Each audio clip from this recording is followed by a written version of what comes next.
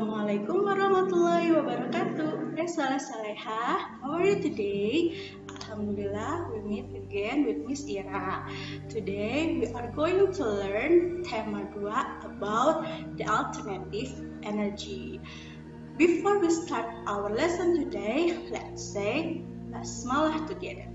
Bismillahirrahmanirrahim. Okay, I hope all of you can keep your spirit and stay healthy and get protection from Allah Subhanahu wa Ta'ala. Okay, let's start our lesson. Hari ini kita akan belajar tentang alternatif energi. Kalau kemarin kita sudah belajar tentang manfaat energi dan juga tentang sumber energi. Nah, hari ini kita akan membahas lebih jauh tentang energi alternatif. Apa itu alternatif energi atau energi alternatif? Energi alternatif atau biasa juga kita sebut sebagai energi yang dapat diperbaharui adalah pengganti bahan bakar fosil yang digunakan selama ini. Nah, pada abad ke-21, 80% energi yang kita gunakan di dunia berasal dari bahan bakar fosil. Bahan bakar fosil ini berupa batu bara, minyak bumi, gas alam, dan lain sebagainya. Nah, ketiganya berasal dari bahan bakar fosil atau makhluk hidup yang terkubur jutaan tahun yang lalu. Nah, bahan bakar fosil ini merupakan energi yang tidak dapat diperbaharui. Artinya, energi yang jumlahnya terbatas dan pasti akan habis. Oleh karena itu, para ilmuwan mulai mencari sumber energi yang lain untuk dikembangkan sebelum bahan bakar fosil ini habis. Nah, bahan bakar itu atau energi itu disebut dengan energi alternatif. Kita sudah pernah belajar ya tentang ini. Apa saja? Siapa yang masih ingat? Betul, ada matahari, angin, air, panas bumi, gelombang air laut, dan yang terakhir adalah bahan bakar bio. Nah, kita bahas secara lengkap energi-energi alternatif ini. Energi alternatif yang pertama, it's come from sun. It calls solar energy atau energi panas matahari. Nah, semua kehidupan di bumi ini bergantung pada sinar matahari. Tak hanya tumbuhan yang bisa memanfaatkan matahari untuk berfotosintesis, tapi kita sebagai manusia pun membutuhkan atau menggunakan sumber energi ini. Nah, energi yang diserap matahari ini dikumpulkan oleh sebuah alat bernama panel surya, dan alat ini kemudian disebarkan kepada pembangkit-pembangkit listrik yang berada di sekitar kita. Nah, perusahaan yang mengolah energi ini disebut dengan PLTS atau pembangkit listrik tenaga surya. Kalau sekarang sudah banyak ya rumah-rumah yang menggunakan energi listrik dari matahari untuk pencahayaan di rumahnya. Energi alternatif yang kedua berasal dari wind energy atau energi angin. Angin adalah udara yang bergerak di permukaan bumi yang terjadi karena tekanan udara. Penggeraknya ini bisa dimanfaatkan sebagai sumber energi. Di Belanda, kincir angin digunakan sebagai alat untuk menghasilkan listrik. Pengolahan angin sebagai energi disebut dengan PLTB atau pembangkit listrik tenaga bayu. Nah, kalau tadi matahari menggunakan panel surya, kalau angin menggunakan turbin. Nah, yang ketiga adalah water atau water energy. Nah, air ini merupakan seperti matahari ya, salah satu sumber energi yang besar, dan air juga merupakan sumber energi yang bergerak. Alat yang digunakan dalam penggunaan air sebagai sumber energi adalah kincir atau turbin air. Di Indonesia, yang merupakan negara kepulauan, air yang mengalir juga banyak ditemukan. Contohnya, air terjun yang diolah sebagai pembangkit listrik disebutnya dengan PLTA, pembangkit listrik tenaga air. Selain air terjun, ada juga air arus sungai, ombak, dan pasang surut laut yang mampu menghasilkan listrik. yang keempat adalah panas bumi, or we call geothermal energy.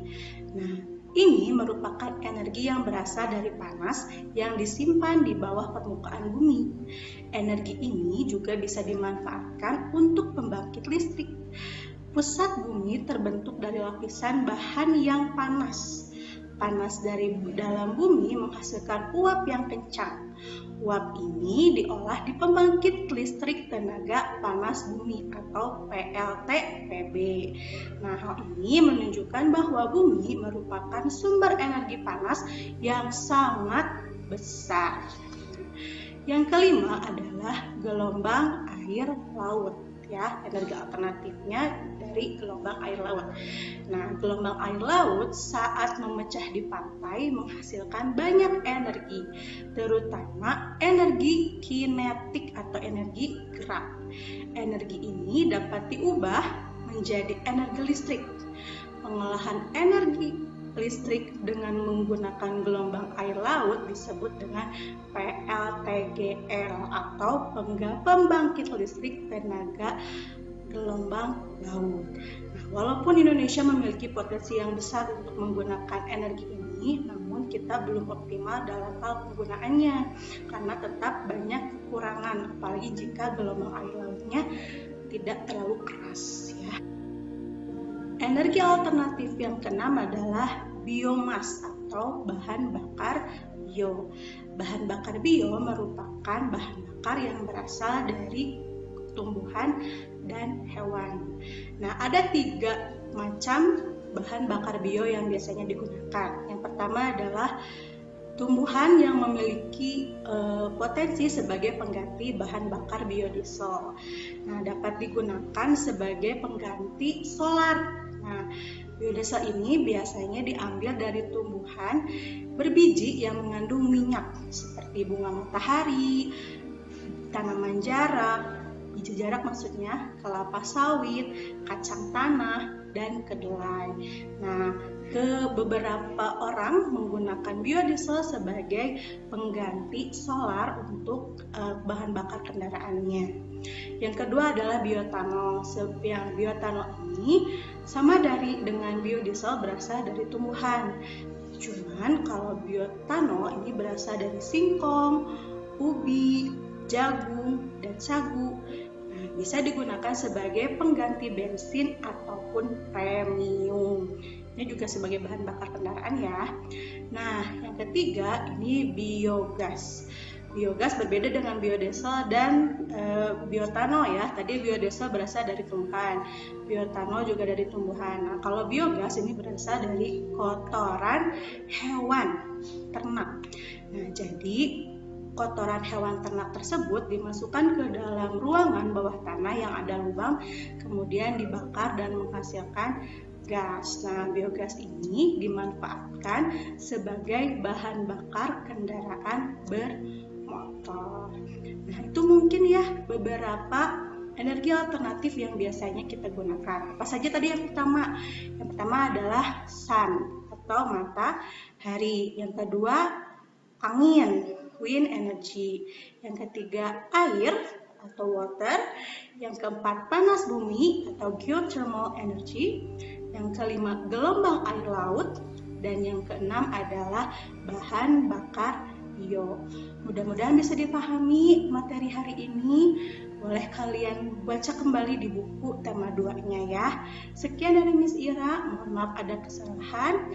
Thank you for your attention. Assalamualaikum warahmatullahi wabarakatuh. أعوذ بالله من الشيطان الرجيم.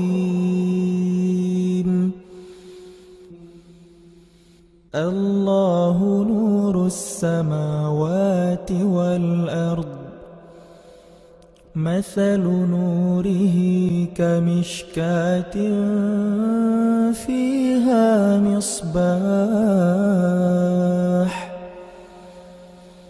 المصباح في زجاجة. الزجاجة كأنها كوكب دري يوقد من شجرة مباركة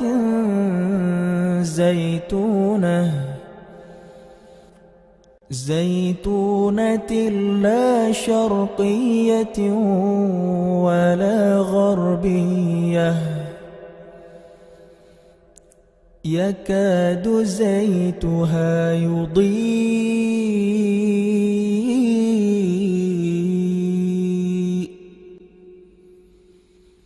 ولو لم تمسسه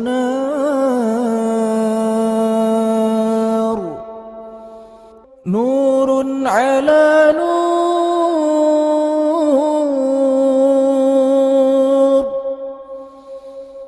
يهدي الله لنوره من يشاء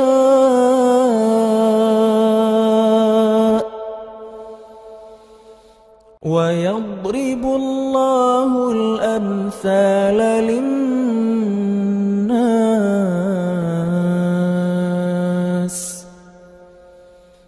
والله بكل شيء عليم.